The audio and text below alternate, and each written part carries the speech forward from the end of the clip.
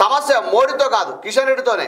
కేంద్రం నుంచి రావాల్సిన నిధుల అనుమతులను సైంధవుడిలా అడ్డుకుంటున్నాడు. కానీ వాస్తవానికి కూడా కిషన్ రెడ్డి మీద ఏం పక్కుందేమో నాకు తెలియదు, కానీ వాస్తవానికి కూడా మోడీ మీద కాకుండా కూడా కిషన్ రెడ్డి మీదనే రోజు ఒక వార్త చెప్తా ఉన్నాడు రేవంత్ రెడ్డి గారు కదా.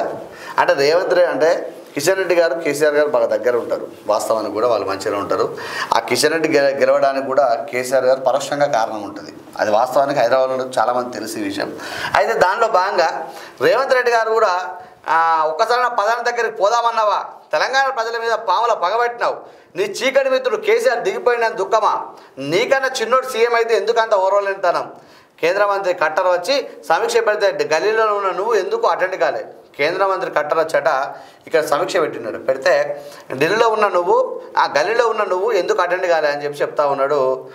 రోజా పెట్టిన రొయ్యల పులుసు తిని కృష్ణా నీళ్ళను రాయలసీమకు మళ్ళించండి ఆగ్రహం అట కేసీఆర్ మీద. వాస్తవానికి కూడా అప్పుడు పోయి రొయ్యల పులుసు అద్భుతంగా ఉంది, మీరు కూడా ప్రాజెక్టు కట్టుకోవాలి, అద్భుతంగా మీరు ముందుకు పోవాలి, దానికోసం మేము సాధ్యమైనంత వరకు సహాయం చేస్తూ ఉంటాం మీకు అని చెప్పి ఆ రొయ్యల పులుసు తిని చేపల పులుసు తిని కేసీఆర్ గారు ఇచ్చిన వాగ్దానం ఈరోజు కూడా యూట్యూబ్లో దొరుకుతూ ఉంటుంది, సోషల్ మీడియాలో.